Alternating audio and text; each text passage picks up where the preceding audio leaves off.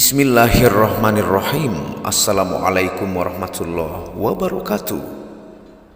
Alhamdulillahilladzi hadana lihada wa ma kunna linahtadiya laula an hadanallah. Asyhadu an la ilaha illallah wahdahu la syarikalah wa asyhadu anna Muhammadan abduhu wa rasuluhu la nabiyya ba'dah. Rabbi shrah li sadri wa yassir li amri wahlul 'uqdatam min lisani yafqahu qawli. Alhamdulillah, bersama saya lagi dengan Muhammad Hamdan Al-Ghazali dalam Tauhid Metafisik. Pada kesempatan yang berbahagia ini kita akan membahas tentang video 5 pondasi penting yang harus dimiliki untuk menjadi ahli tasawuf atau sufi sejati. Tonton video ini sampai selesai supaya Anda mengerti, tidak gagal faham dan tidak menjadi fitnah karena kegagal fahaman Anda. Secara umum, para ulama berbeda pendapat dalam mendefinisikan makna tasawuf secara khusus. Menurut Syekh Yusuf Khattar Muhammad, tasawuf merupakan salah satu cabang ilmu yang agung dan sulit untuk diraih. Ia bagaikan pohon kurma yang diminati oleh banyak kalangan, namun hanya tumbuh di daerah-daerah tertentu. Siapapun yang bisa mempunyai ilmu tasawuf dan mengamalkannya dalam kehidupan sehari-hari akan menjadi perantara selamat dunia dan akhirat. Karena ilmu tasawuf laksana obat bagi jiwa yang sedang sakit, yang disebabkan dengki, iri, sombong, dan penyakit lainnya.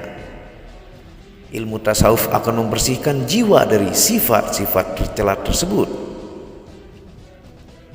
Imam Al-Ghazali dalam kitab Ayyuhal Walad memberikan penjelasan bahwa ilmu tasawuf memiliki 2 pilar penting, yaitu istiqomah menjalin hubungan dengan Allah dan harmonis menjalin hubungan dengan makhluknya. Dengan demikian, siapa saja yang bisa istiqomah bersama Allah, berakhlak baik dengan makhluknya, dan bersosial dengan mereka secara santun dan rukun, maka ia adalah orang tasawuf atau sufi. Ada 5 pilar atau pondasi penting dalam ilmu tasawuf menurut Syekh Yusuf Khattar Muhammad dalam kitab Mausu'ah Al-Yusufiyah fi Bayani Adillatis Sufiyah, yaitu yang pertama, syafa'ul qalbi wa muhasabatuha, yang bermakna kebeningan hati dan introspeksi. Maksudnya, sebagai orang Islam yang ingin mencapai puncak muqarrabin atau istimewa di sisi Allah Subhanahu wa taala, harus mempunyai hati yang bersih dari semua sifat tercela dan mempersiapkan dirinya untuk menghadap Zat yang maha mulia dan maha suci dari semua kekurangan. Hal itu tentu harus dimulai dengan cara mengintrospeksi diri sendiri.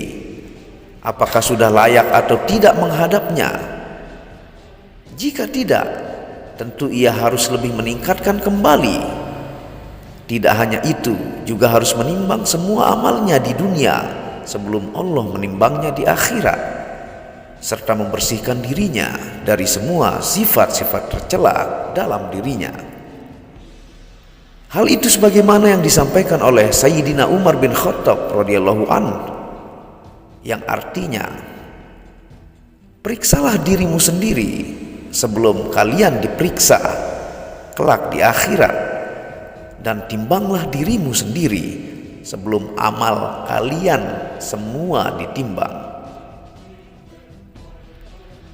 Pondasi dasar yang kedua adalah qasdu wajhillah, yang bermakna tujuannya hanya Allah semata.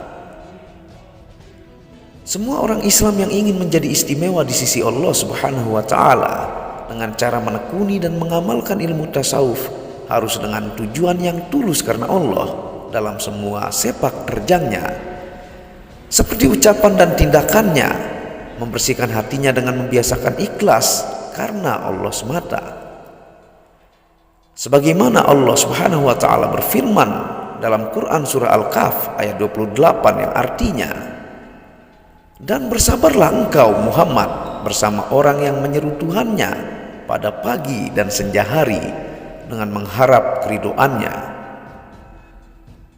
Juga disebutkan dalam ayat lain, Quran surah Al-Lail ayat 19 sampai 20 yang artinya, dan tidak ada seorang pun memberikan suatu nikmat padanya yang harus dibalasnya, tetapi dia memberikan itu semata-mata karena mencari keridhaan Tuhannya yang maha tinggi.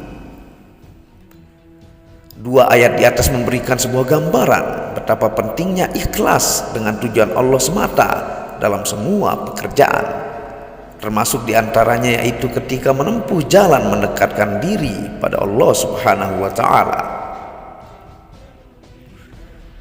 Yang ketiga, pondasinya adalah tamassuk bil faqri wal iftiqar, yaitu hidup zuhud dan selalu merasa butuh kepada Allah. Pilar ketiga dari ilmu tasawuf yaitu harus mempunyai sikap zuhud pada dunia dan perhiasannya, dengan melepas kecintaan dan ketergantungan pada semua urusan dunia yang bisa membuat lupa pada Allah. Karena dengan zuhud artinya seseorang berusaha melepas hubungan dirinya dengan setan, sehingga ia bisa fokus beribadah pada Tuhannya. Merasa butuh pada Allah maksudnya menyendiri dari urusan dunia dan melepasnya agar fokus meningkatkan ketakwaan, serta meyakini bahwa tiada daya dan upaya, tiada nyaman begitupun sengsara melainkan telah ditentukan oleh Allah Subhanahu wa Ta'ala.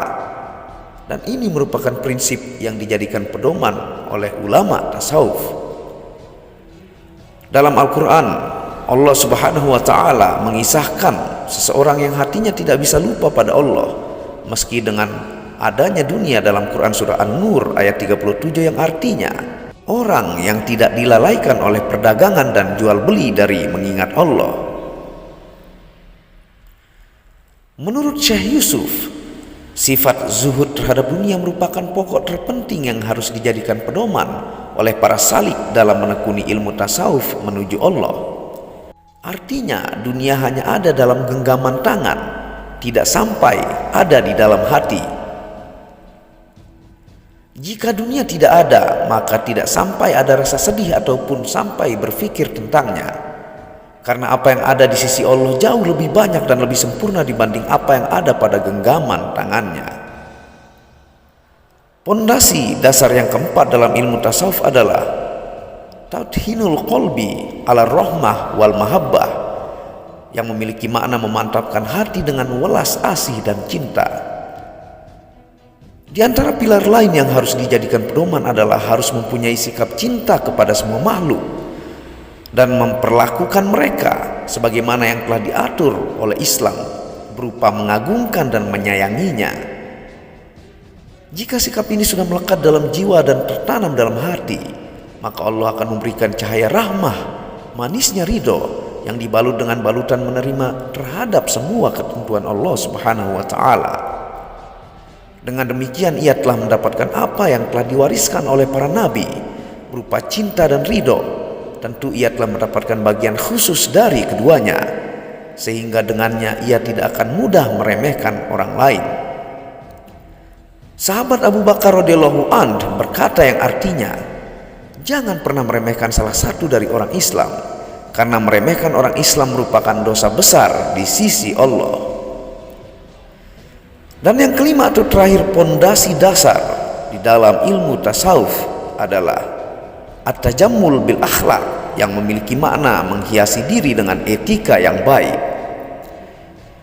Pilar yang terakhir ini merupakan intisari dalam Islam dan akhlak yang selalu dipakai oleh ulama tasawuf, yaitu dengan cara menjadi pribadi yang lemah lembut kepada semua keluarganya, famili, sahabat, dan semua umat Islam. Dalam Al-Quran, dengan tegas Allah Subhanahu wa Ta'ala memerintahkan dalam Quran surah Al-Baqarah ayat 83 yang artinya, dan bertutur katalah yang baik kepada manusia. Dalam sebuah hadis Rasulullah SAW bersabda perihal tanda-tanda ahli surga, yaitu yang artinya, tanda-tanda ahli surga yaitu setiap orang yang lemah lembut, ramah tamah, dan murah hati.